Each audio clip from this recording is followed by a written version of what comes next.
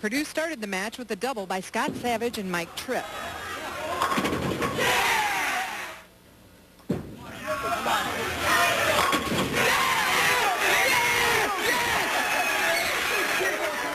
In the 6th, 7th, and 8th for Western Illinois, Clay Herbach, Nathan Nimerick,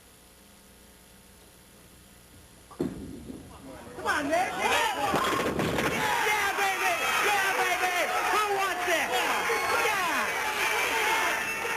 and Rodney English all struck to win match 1. One shot, Rodney. Come on. Yeah, baby! That's you! Come on! Match 2 was a different story. The Leathernecks started off with 3 opens.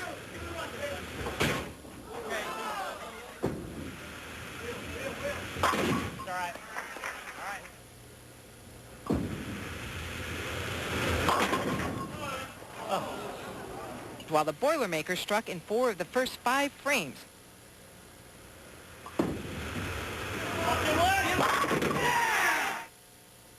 Come on, Andy!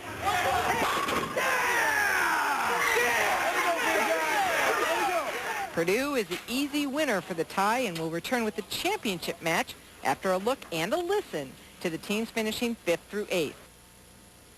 Go State! Yeah! What do we need? Shoot the birds at her! Why? Come kill them out there! 1, 2, 3, cock! We love Buffalo! Yeah, Buffalo! In Canada! Go good! Hey, you! Oh! Yeah!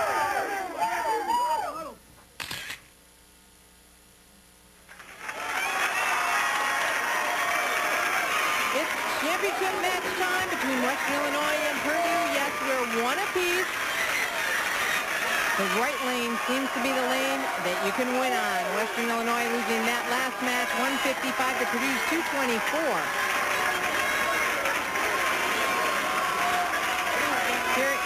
Here is the starting lineup for Purdue: Scott Savage, Mike Tripp, Scott Tucker, Andy Dole, and Ed Smaglet.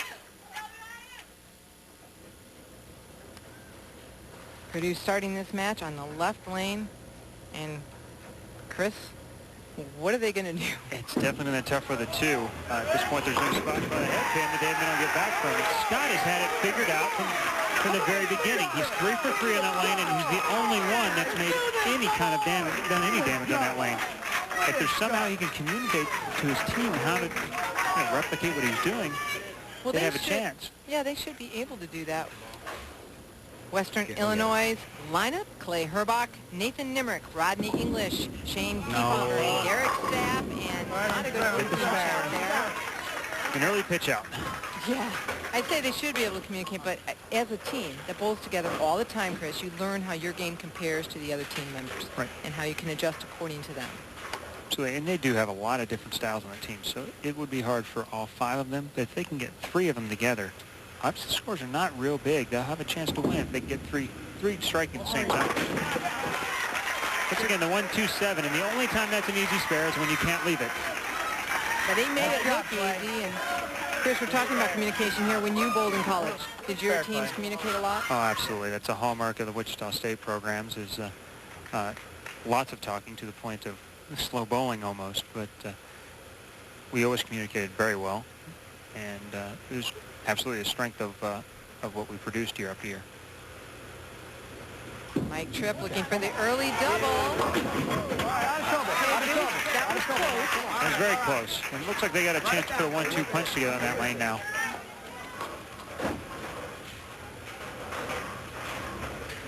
Both of these teams undefeated. Purdue's road getting here.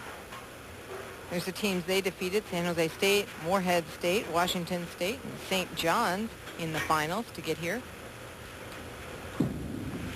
And they bowled a fantastic match with St. John's. Came down to Game 7.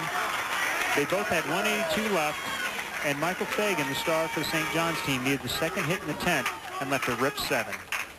An unbelievably bad break. Yeah, I made a tremendous shot. I saw that final. Nathan stepping up now in the second frame. And they're back on the lane. They shot 199 on this lane in game 1. Western Illinois did. In the key, Brooklyn. We talked about it before, that many times that Brooklyn becomes a key part of the match, turns into a double. This shot is left all the way. Obviously goes to the left side of the head pin. Head pin traps the 5 and then the 9. Head pin just chases the 5 right back into the pit. That was a good pitch. That's not a good pitch. Oh, thought. As you heard on the mic. Thought it was good. And that's been the trouble in that lane, is that the two lanes are so much different. We've been referring to the left lane as the tough lane, but it is just different, and it's been easier to figure out what that right lane's going on. You don't know exactly what you need to do on that left lane. Well, very few have figured it out. A tough conversion here, but emotionally this is big. It's huge. That's absolutely huge. Big there. They stay clean and don't start to bleed. They have a chance to stay in this thing. That'll be the key right here.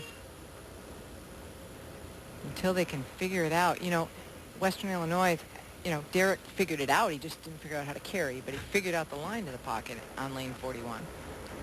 Showed a little bit of why he's Mr. All Everything right now. And the double. Now, that's 2 Brooklyns in a row. And remember when they said, in the 10th frame, are we ever going to get a break? That's a great point. And you said, we don't want it. They don't want it right now. They want it the next game. Those are 2 not very good shots. But you notice how that Brunswick ball did take care of everything back there. Hmm. Can he get it back this time? Yeah, what a great shot. Come on! Keep fighting! Keep fighting! Keep fighting! Keep fighting! There's some team spirit. Absolutely. And he is the emotional leader of this team. They're yelling, keep fighting. So much emotion. Such a long week here. So many matches. You know, this whole event was kicked off by Steve Tasker, 13-year veteran of the Buffalo Bills. He threw the opening shot here at this event. A lot of people involved in bowling, in college bowling. Or a big shot by the Gentle Giant. An early 3-bagger. Now they're off to that lead that they needed to get on this lane. It's 22 pins now. Purdue needing to strike to take it back to 12. 5th frame. Anchor bowler stepping up. Big shot for Ed.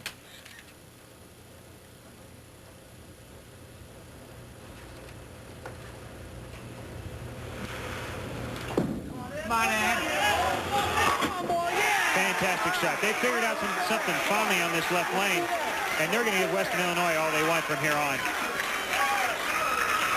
You watch Ed. He's got a great game, gets the foul line solid, projects it through, but doesn't give the 3-pin all the way away. He gets his break point back a little sooner.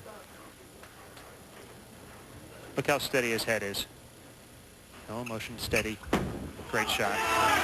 Quickly over to Derek Staff, who wraps up that 4-bagger for Western Illinois to take it to a 22-pin lead. The two-time All-American not giving him any room to breathe whatsoever.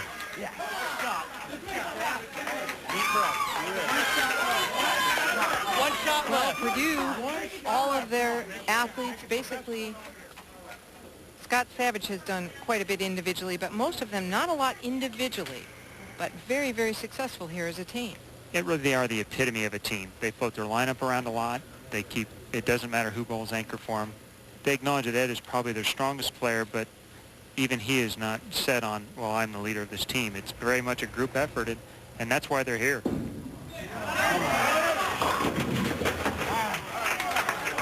Scott Savage is the one who has been in the pocket all the way through on this lane, both games on the lane.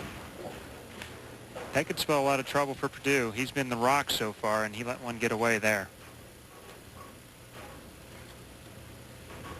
Well, it's coming down to their final shots. And you take away, I mean, that final shot, you have to take that away with you, especially if it's either good or bad. Absolutely. The final shots of my last championship, I remember those as vividly as any I have. Were they good or bad? Get through. Just enough. Trick shooter.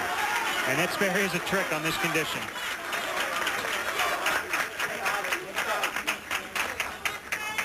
It starts to hook going across the middle. Then it gets to 10 and it pushes away from it, and he just barely gets it to tip in the back. Big spare, Clay Herbach now on 4 in a row. This is really the hammer on him right now. Oh, and Nickman had him even the 1-2-4. And for that very reason, he struggled so far, and if he throws a strike right there, it's such an emotional lift for your team that I'm not sure Purdue could have came back from it. Some of the past champions we've talked about, the IBC, Western Illinois, winning in 2001 and back in 1999. Wichita State, a lot of victories back when someone at my side was rolling. Maybe a little after that even. Maybe. You didn't really answer there. Were the memories good or bad? They were actually good. Okay, good. Okay, we have a 22-pin match right now. Mike Tripp up for Purdue. Both teams working on a spare. Silence. This is a real key shot. They need to get some momentum going right now. All right. Come on. And again, the 3-6-9. Run it down. Not a spare you want to see once, let alone twice. I mean, it's a 50 or 60%er, each time you shoot it. So you can imagine now with a make at it, really the odds are not real strong in being able to make the spare twice in a row.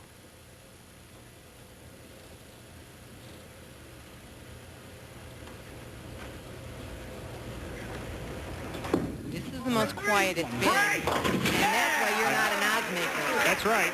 That's right. I'm not a gambler, so that shot he'll take away from him because it still leaves them a chance to win, and that's what some of those good memories are. You remember pulling through for your team, making a shot when you needed to make it, and the kindling and bonding that you make with 5 other guys, and they all count on you. Western Illinois now up. Yeah, 25 pins.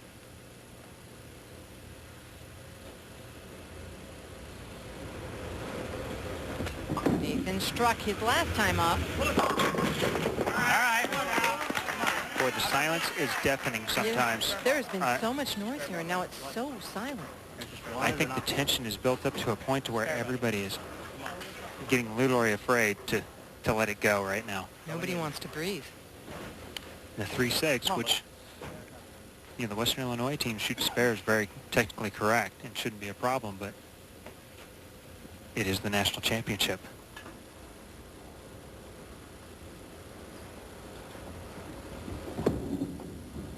Yeah, baby. Yeah, baby. Yeah. I am just we have seen it all throughout this telecast with the women, all the excitement, all the noise, the excitement early on, and now this is pressure. Now this is more similar to what you would feel on the tour with dead silence. Absolutely. It's been very quiet here, and you can literally feel the tension running through the crowd right now. Everybody knows what needs to happen. Being down 23 pins, they really need a strike. Oh. Stay out. And another difficult spare, opposite side in the count. They're doing a great job of hanging and scrapping in there, but now they put themselves 2 doubles down instead of a chance to just be 1 double and get some help on count and get there. Once again, the lefty dealing with the same things the right-hander is. It's going to hook going across the middle, and then once it gets left to 10, it's not going to want to make the turn anymore. On the 4. Roll. Okay. The 6-pin coming out of the back and hitting it right in the back of the head. Sorry, the 4-pin. Watch this as the 4-pin goes straight back and comes back out. Boink. That's what speed will do. He knows it's in trouble right now. He thinks he missed it, and then bonus. Scott Tucker, 8th frame. Excuse me, Roger English. 8th frame, big straight. Brooklyn last time. This time he steps up and makes the shot we all dream about making in that situation. Like we talked about before, this is you get up there and you're either scared to make the shot and you're so happy when you cover a frame and didn't let your team down, or you've been dreaming about it your whole life and can't wait to throw another one. Andy Dole almost has to strike at Yeah, this he's in a point. tough situation. Right now, he does have to strike. They trail by 27 pins.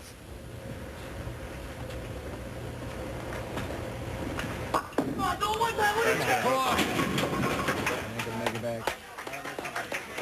9 counts, so they need to keep filling the frames. And They're doing a great job of hanging in there, but with Derek Sapp coming up as the anchor bowler, and Kiefer has kept every ball in place so far. He's done exactly what he needs to do.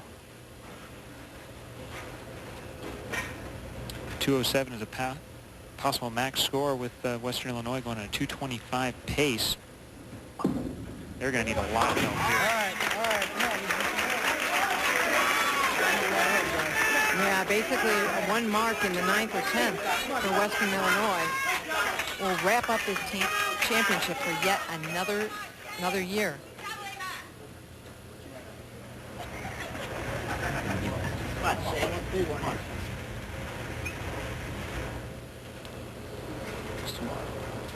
Shane struck in the 4th frame. Come on, Shane! All right, spare. Wow. It looked like a pretty good shot. It sure did. And there you go again. There's just the adrenaline factor. And it doesn't look like an earthquake would phase this guy. Once again, it was right on line. Fantastic shot. Purdue is just not even wanting to look at this point. They know a mark is pretty much Trouble. all they need. Trouble. Big trouble. And there's a heartbeat. All right, Sapp, come on. A glimmer of hope. Really, Purdue needing to strike out. Ed Smaglik needs to really throw at least 2 strikes here to force a mark.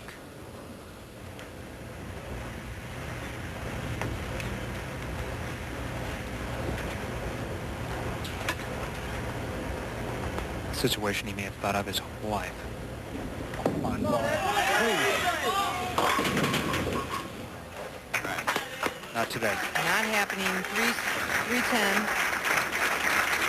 Even with a spare strike, would be 195. It won't be enough. They'll only need a few pins from Western Illinois.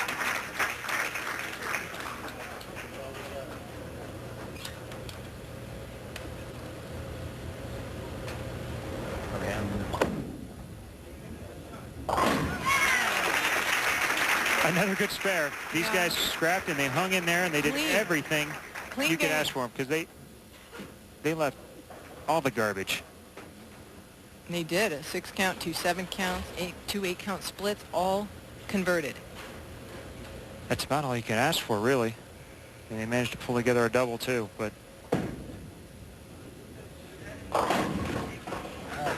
to their credit, the Western Illinois team never gave them a chance to hang in there with just 190. The early 4-bagger set the tone for the whole game, and Derek Sapp's going to close this one out. Just 2 pins, and that's definitely enough. Western Illinois Leathernecks win again for the 3rd year out of 4.